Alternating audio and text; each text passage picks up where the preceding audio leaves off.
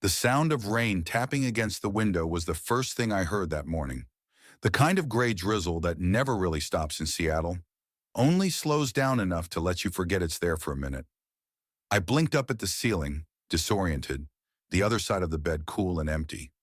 Haley was gone. I didn't panic at first. She'd told me about an overnight team building event, something about her department at the agency doing a leadership retreat out in Tacoma. Just one night, she had said, barely making eye contact, stuffing a charger into her purse while reminding me not to wait up. It was the way she said it that felt off. Not the words themselves, but the way they sat in her mouth practiced, almost too light. Like she needed me to believe it before I could ask any real questions. But I hadn't. I trusted her. Or at least, I was still pretending I did. I rolled out of bed and headed for the kitchen. That's when I saw them.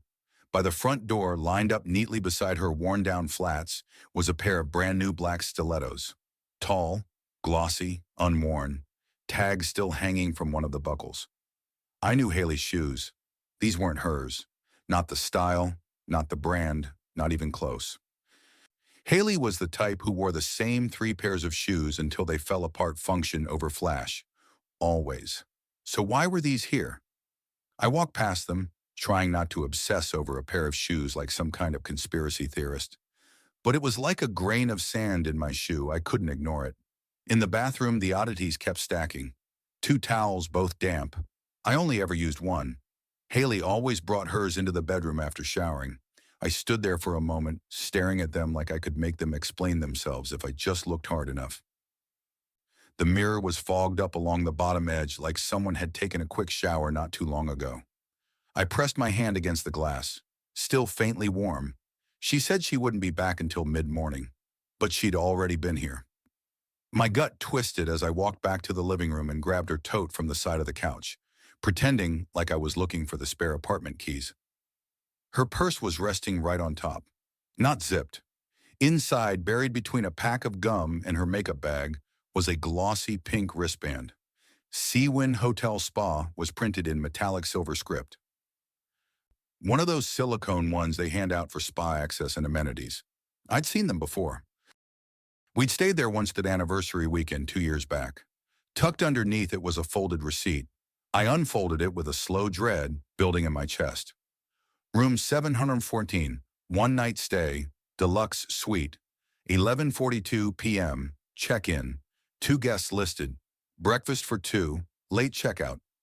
I just stood there for a moment, staring at it, willing it to change, praying it meant something else, that maybe it was an error, a booking she made for someone else, a client, a friend, anything. But I knew better. I didn't want to go through her phone. I hate even admitting it out loud. That's not the kind of guy I ever thought I'd be. I always told myself that once you start spying, the relationship is already dead.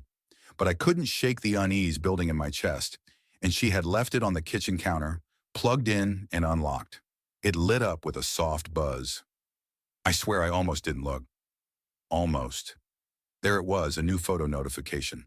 A live photo. From Cole. Haley, arms wrapped around his neck, laughing. Her face turned into his, eyes closed, her mouth inches from his jaw. He had his hand at her waist, gripping her like they were more than just friendly. More than just colleagues.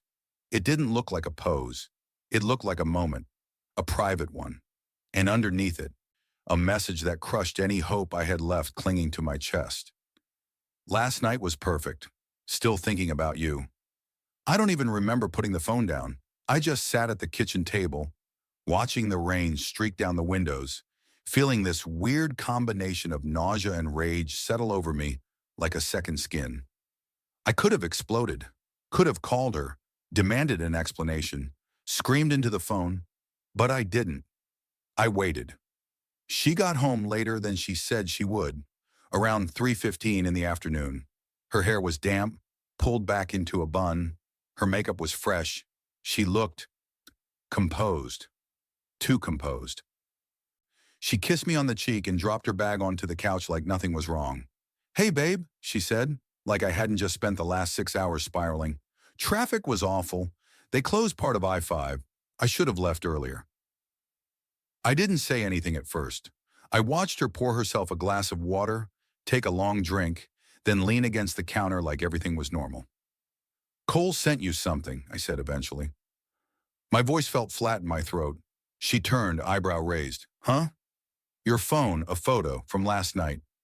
She didn't freeze exactly, but there was a half-second delay, just long enough to notice. "Oh, that?"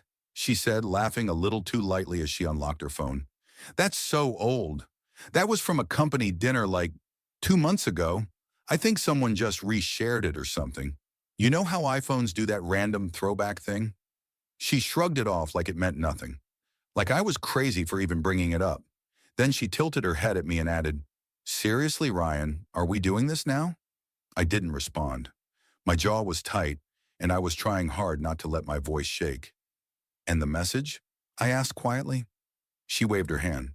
"Cole jokes around. He's like that with everyone. God, you really think I'm having some torrid affair with a guy from my office because he sent me a dumb picture and a cheesy line?"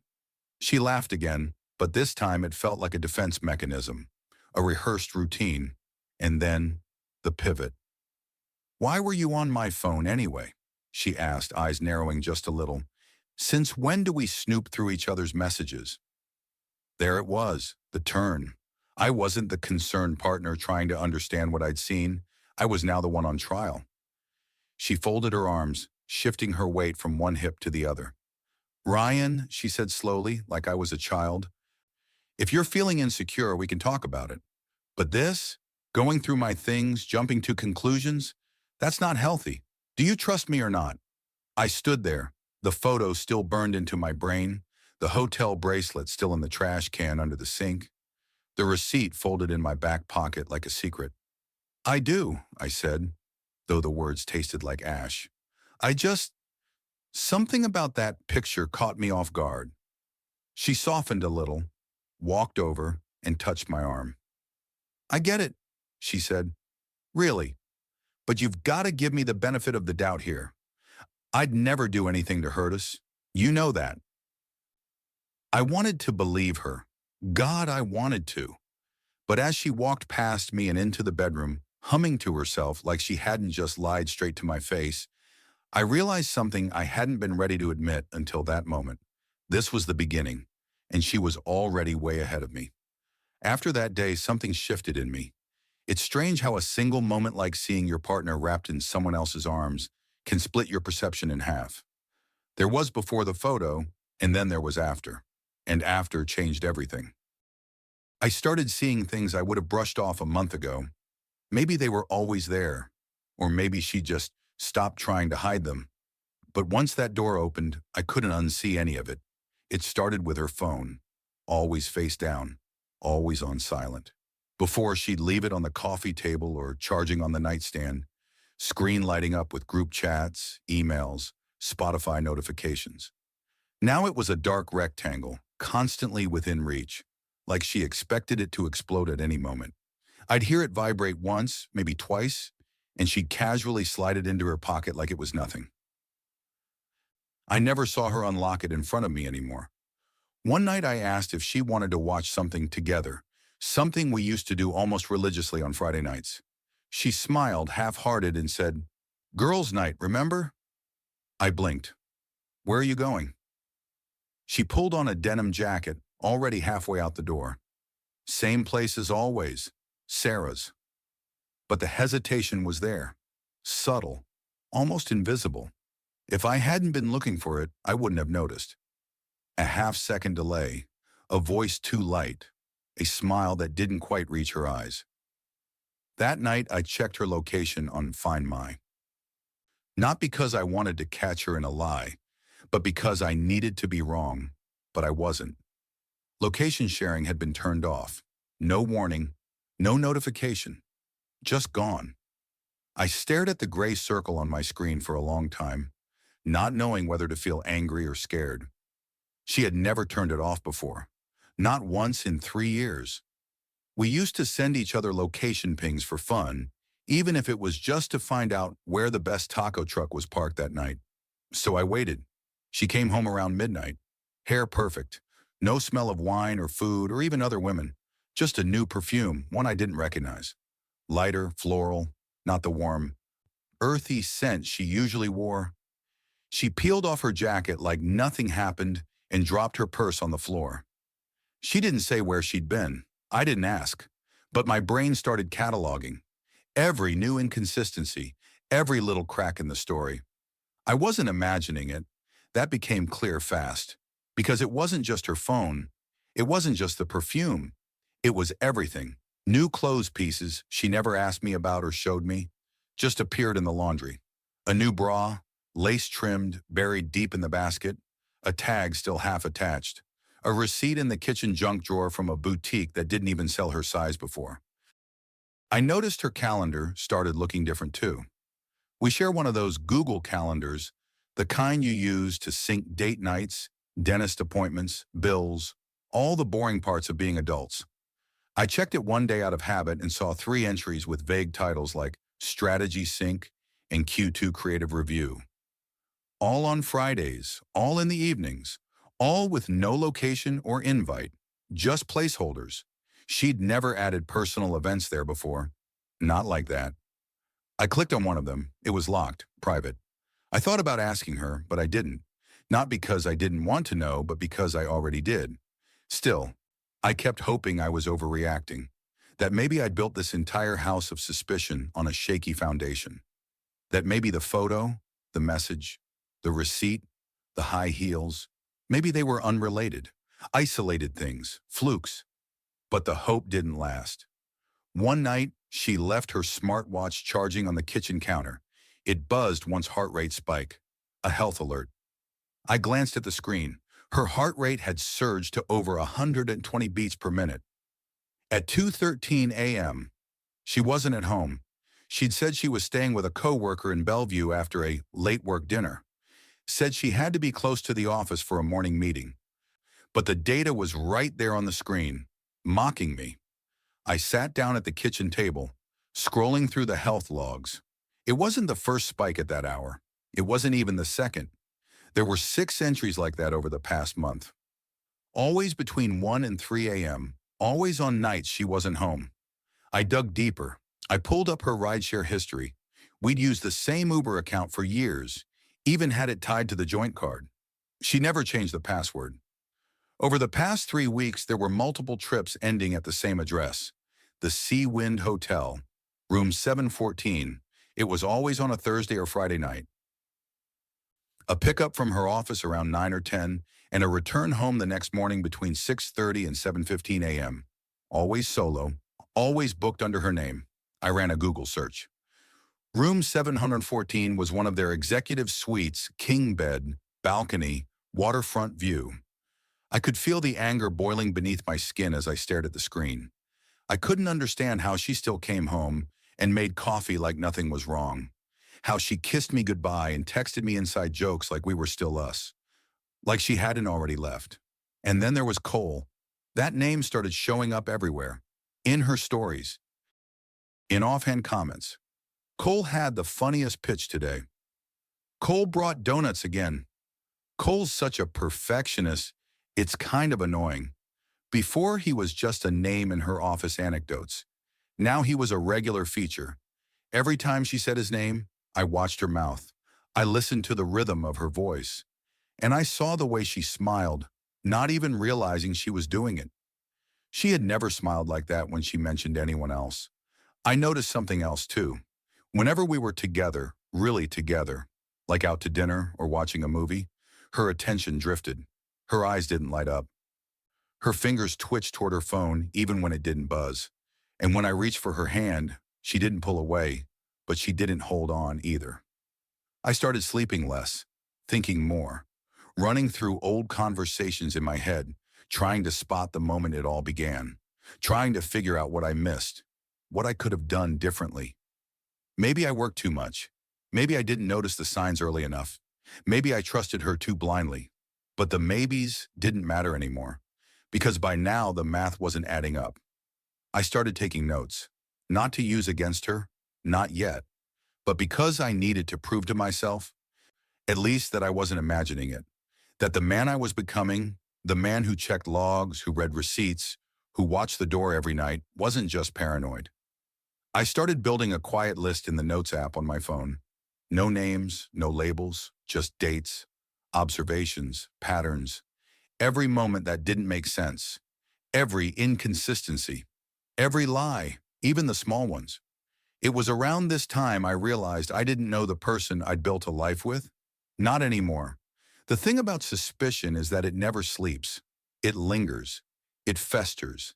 It infects every thought, every glance, every moment that used to feel normal.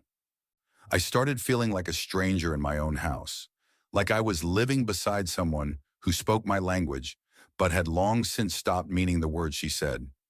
Up until then, everything I had was circumstantial. Strong suspicion, sure. Patterns, inconsistencies, evasions, but no smoking GN. No proof that could stop time. Part of me still hoped I was wrong, even as the evidence piled higher around me like wreckage. But then the proof came, and it didn't whisper. It screamed. It started innocently enough an alert on my phone. A photo upload. We shared a cloud account for syncing travel pics, dumb memes, recipes. We'd set it up years ago and forgotten about it. I almost didn't notice the ping, but I did. It was labeled live photo, time stamped at 10:16 p.m. Location, Sea Wind Hotel. My hands froze as I tapped the notification. The image opened slowly. It looked like it had been taken from a hallway, right outside a hotel door. Room 714. Haley was standing there, lit by the overhead sconce. She was dressed in a dark green dress I'd never seen before, the kind that clings. Her hair was done in soft waves, styled, not casual, and she was smiling, but not at the camera, at Cole. He was standing inches from her, head tilted slightly down, one hand resting on the small of her back, the other cupping her jaw like something out of a movie. And then, because it was a live photo, I watched it move. I watched her lean in, and I watched them kiss. It wasn't a peck. It wasn't friendly. It was slow, familiar. She smiled into it like she'd done it 100 times before, and then they turned and disappeared into the room together. The world went still. There it was, undeniable. No misinterpretation, no excuses, just raw, unfiltered truth.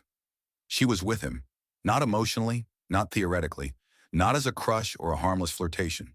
She was with him, physically, intimately, repeatedly. I stared at the image for minutes. I don't even know how long. My heart didn't race.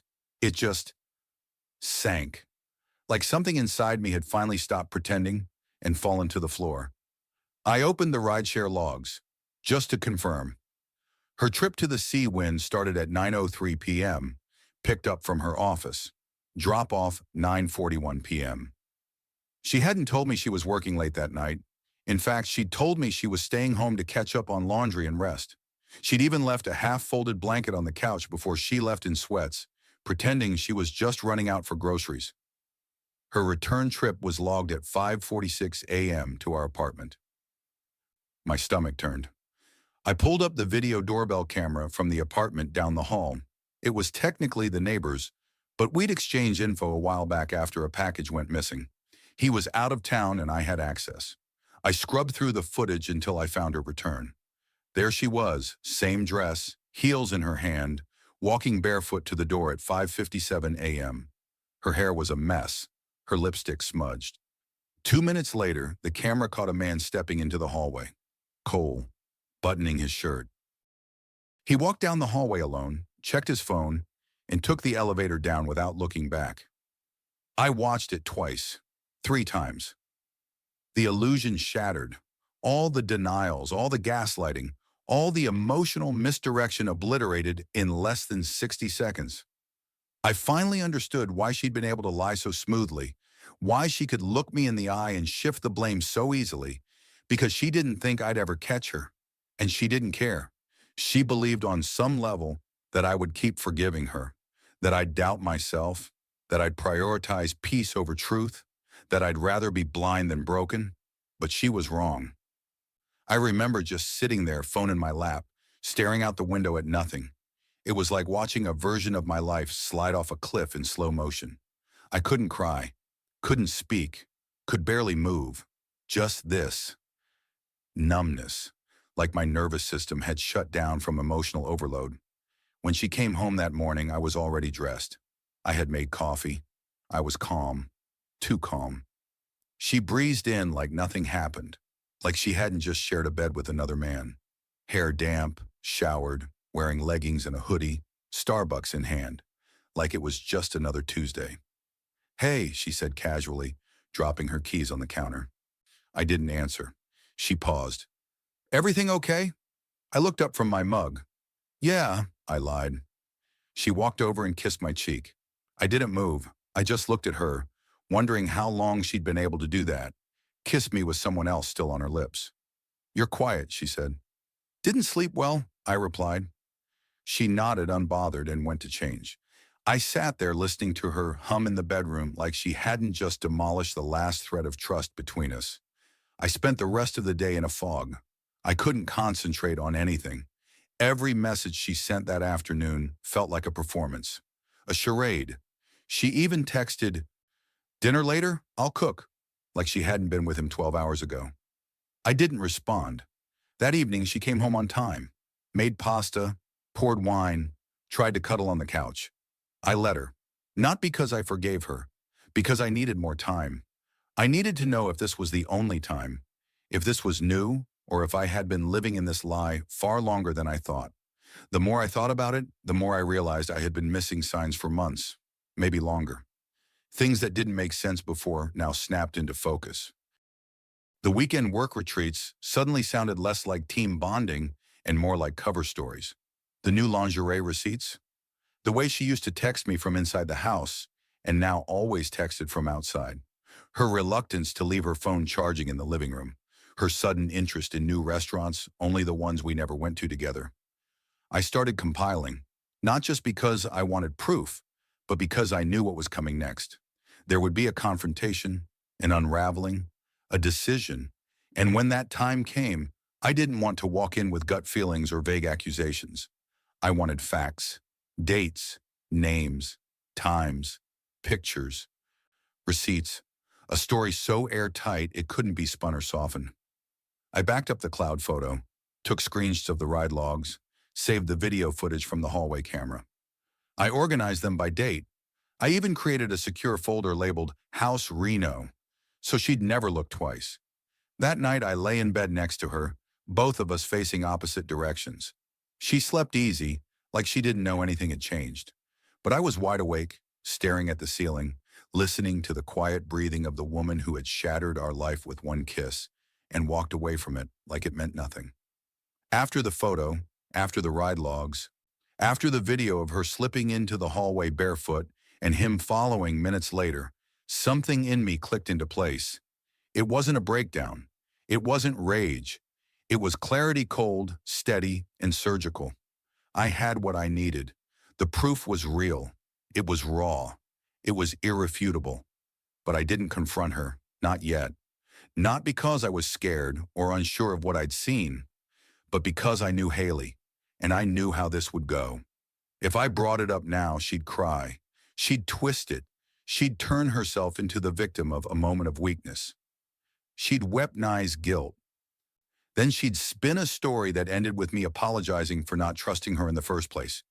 I wasn't going to let that happen, so I did what she never expected. I played dumb. I smiled. I nodded. I kissed her goodnight. And the moment she turned over to sleep, I got to work. I started building a timeline, a real one. I already had the photo, the ride logs, the surveillance footage. That gave me a solid entry point 2 nights ago. But how far back did it go? How long had this been happening under my nose? I started with her messages. We shared an iCloud account for backups. She must have forgotten that when she deleted the thread between her and Cole. It didn't disappear from the cloud. There were hundreds of them. Casual at first, friendly, light teasing in the beginning, inside jokes, memes, harmless venting about work. I wanted to believe it stayed that way, but a few weeks in, the tone shifted. Compliments, flirtation, questions like, "What would you do if we were alone right now?" became more frequent. Then there were references to last night and your skin, and you make me feel seen. They'd been talking like this for months. I screenshot everything, dated and labeled. I noted the timestamps, many of them during work hours, some right after dinner with me, one even while we were lying in bed, back to back. From her, can't stop thinking about how your hand felt on my leg at the wine bar. From him, Tuesday can't come fast enough. Room 714 again? I clenched my jaw and kept going. I pulled her office building's badge log next. She had access through a workplace portal, which she occasionally left open on her laptop. I bookmarked it weeks ago, suspecting she wasn't really staying late when she claimed to be. The log confirmed what I feared. Cole and Haley often swiped into the office after hours late nights, well past normal closing time. Not just once or twice, regularly, Thursdays, Fridays, the same days her girls' nights or solo work sprints happened. Once I saw an entry where she badged in at 9:52 p.m. and Cole 3 minutes later. No one else entered the building that night. They left around 1:20 a.m., 10 seconds apart. I added it to the timeline. Then came the wine bar receipts. She wasn't great at hiding them. Our joint account still pinged me for charges over a certain threshold. I'd ignored it before. Now I cross-referenced dates with her messages. Every Tuesday for 6 weeks, there was a charge at this place called Oriole, a trendy wine spot near downtown. She never mentioned it. Never once said, "I'm meeting friends for drinks." The receipts always showed 2 glasses of red, 1 cheese board, and 1 bottle opened and finished. Oriole had reservation logs. I called, posed as someone from her office doing event planning. Said I needed to verify past bookings. The hostess was too busy to care. Haley's name had been used on 6 reservations, all under party of 2. I added that too. I found another detail parking stubs. She had a habit of cleaning her car only when things piled up. I dug through the glove box and found 7 stubs for a downtown garage next to the Seawin. Each one dated either Thursday or Friday night. Timestamps matched the rideshare drop-offs. She wasn't always taking Ubers. Sometimes she was driving herself. One stub had a handwritten note on the back, just a heart, and the word soon. I stared at it for a long time, wondering what she felt when she wrote it. Excitement? Guilt? Or nothing at all? I moved on. Next came email. She had a work laptop that she guarded like a hawk, but one evening, she fell asleep on the couch. It was unlocked. I opened her Gmail and typed Cole in the search bar. Dozens of threads popped up, mostly professional at first, but there were several that had been archived, not deleted. I found one titled Photos for the Deck, but inside were 6 attachments, none of them professional. Blurry selfies at a rooftop bar, him with his hand on her thigh, her in a dress I never saw in person. A mirror of them laughing together, his chin tucked against her shoulder like they were already something real. I copied them to a USB drive, then emailed them to myself from an anonymous burner account. I was methodical, mechanical. I felt nothing while doing it. No rage, no panic, just this eerie stillness. I was assembling the final chapters of a story that had been written behind my back for months, maybe longer. Next, I called her friend Maya. They used to be close. I never disliked Maya, but she had a habit of defending Haley to a fault. Still, I needed context quietly. "Maya," I asked over coffee one afternoon, "when Haley says she's going to girls' night, who's usually there?" She hesitated. Usually just Sarah and Priya, sometimes Elle." "She said you were there last Friday." A pause. "Was that the night she wore that maroon blouse?" I nodded, lying. "Oh, no, I wasn't there that night." "You sure?" She looked down. "She just asked me to say I was." Bingo. She didn't ask why I was asking. She didn't need to. Maya wasn't stupid. I added that to the file. Eventually, the pieces formed a clean sequence, a complete story. The affair wasn't just real, it was orchestrated, repeated, maintained with precision. She wasn't slipping. She was careful, intentional, and I had every bit of it. I backed up the timeline to a cloud drive and a hard copy. I printed the messages, organized the photos into folders labeled by week, the receipts, the security footage, the logs, the texts. I even cross-checked the hotel invoices with her expense reports from work. Once, she had submitted a dinner with Cole as a client outing. There was no client listed. At the bottom of one invoice from the Sea-Wind was a handwritten note from the front desk clerk. Breakfast for two delivered at 7:15 a.m. as requested. Champagne chilled. I saved that one for the cover page. I wasn't just preparing for a confrontation. I was preparing for an ending. I wasn't going to yell. I wasn't going to beg. I was going to show her who she'd underestimated. And then I was going to leave.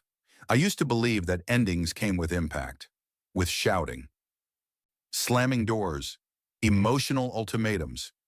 I thought they'd feel like car crashes, loud, undeniable, explosive. But the actual end of our marriage started in silence. It began in the quiet moments after I finished organizing the final folder labeled, time-stamped, backed up to two separate drives. It started when I sat alone in my car for nearly an hour after work, staring at my hands on the steering wheel, knowing I wasn't driving home to my wife. I was driving home to a lie. Something in me had finally accepted it, not just the affair, but the fact that this person I loved didn't care if I knew. She thought I'd stay, that I'd swallow the truth just to preserve the illusion. She thought my silence was surrender. She mistook it for weakness, but it was calculation. Cold, clean, final. The next morning I called an attorney, not to set anything in motion, not yet.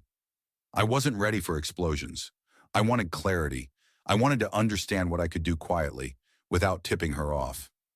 The receptionist patched me through to a woman named Margaret, who spoke in short, steady sentences like she'd done this 1,000 times before.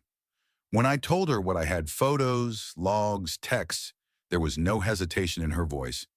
"You're in a strong position, Ryan," she said. "If you want to pursue divorce on grounds of infidelity, you'll retain leverage financially and legally." She asked me questions I wasn't emotionally prepared to answer yet. What assets were joint, if we owned property, whether we had shared debt, where her income came from, whether I wanted to fight for the apartment or let her keep it. I took notes, thanked her, and hung up. Then I opened a new bank account in my name only. I rerouted my direct deposit. I applied for a separate credit card, froze the joint one with a vague excuse about fraud concerns, and started pulling statements from the past 6 months. I wasn't hiding. I was protecting myself. She didn't notice.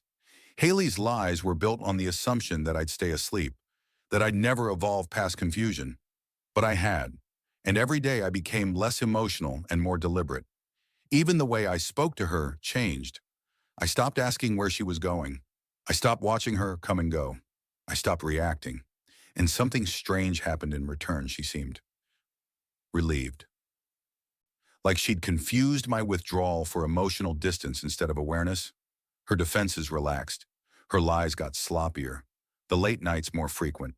Cole's name became less of a whisper and more of a casual fixture in conversation. "Oh, Cole said that too," she'd laugh while scrolling her phone. "He's ridiculous." I didn't respond. She didn't notice. The house became mechanical. Our routines still existed, but they had no warmth.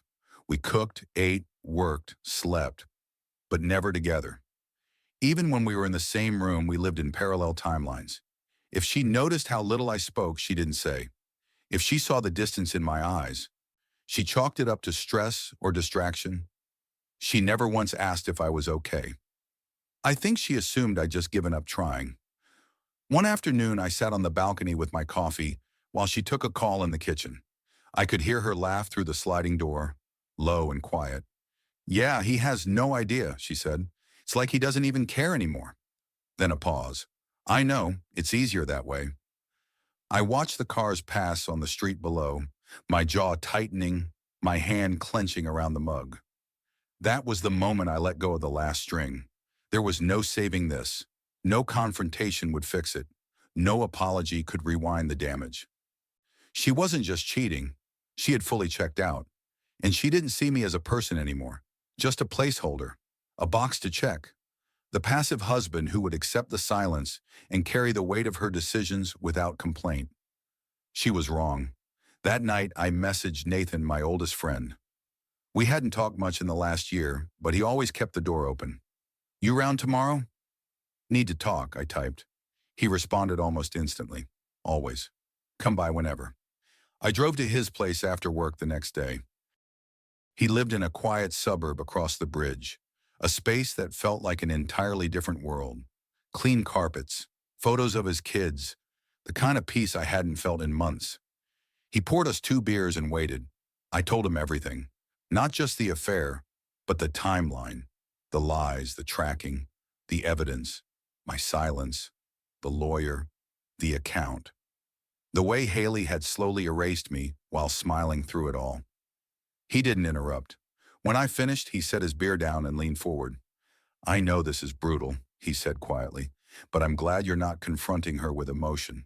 She doesn't deserve your anger. She deserves your absence. I nodded. I'm close. He paused. You want to know something? What?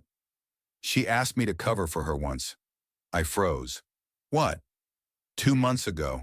Said she was going to surprise you with something and needed me to tell you she was with Sarah. I stared at him. Did you believe her? I didn't question it, but now I'm pissed I went along with it. So she'd used even him. More lies. More manipulation.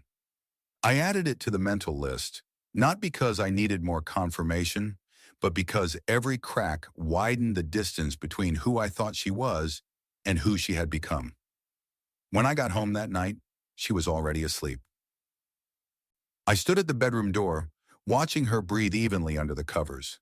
She looked peaceful. She looked like a stranger. The next morning, I called Margaret again. I'm ready, I said. She didn't hesitate. We'll file this week. Do you want service at home or her workplace? Her work, I said. She'll be safer with witnesses. She asked if I wanted to include the documentation I'd gathered. I told her yes, everything. She said the judge wouldn't need half of it, but it wouldn't hurt. She was right. It wasn't about punishment. It was about truth, and truth had weight. That evening, I printed out one last copy of the folder. Everything Haley had said, done, and denied. I slipped it into a slim envelope and sealed it. On the front, I wrote only one word, Cole. I didn't know when I'd give it to her, but I would. Not for revenge, not for drama, just for the clarity she never gave me. Just so she could see what silence had built while she wasn't looking. Just so she could feel what it was like to be exposed. Later that night, she asked if I wanted to watch a movie. She smiled too easily. Her eyes were bright. I looked at her for a long time. Then I said, sure. She didn't notice how still I was, how my smile didn't reach my eyes, how my hand never touched hers. She didn't see it, but I had already left. At a business dinner in Portland, Haley openly flirted with cold touches, inside jokes, even a shared toast. I said nothing until dessert. Then I slid the folder in front of her, stood up, and removed my ring. You chose this, I said. The room went silent. She turned pale. Cole's face dropped. Their co-workers saw it all. The damage was done. There was no hiding anymore. No spinning. This was the reckoning. The divorce was filed, property split. I cut her off from all accounts. She tried calling, texting, even crying, but I never answered. The house went up for sale. I packed my things, left Seattle, and disappeared. I wanted peace, not closure. No final talk, no forgiveness. Just silence. She and Cole paid the price professionally. Reputations ruined. But I didn't stay to watch. I chose freedom, and I never looked back.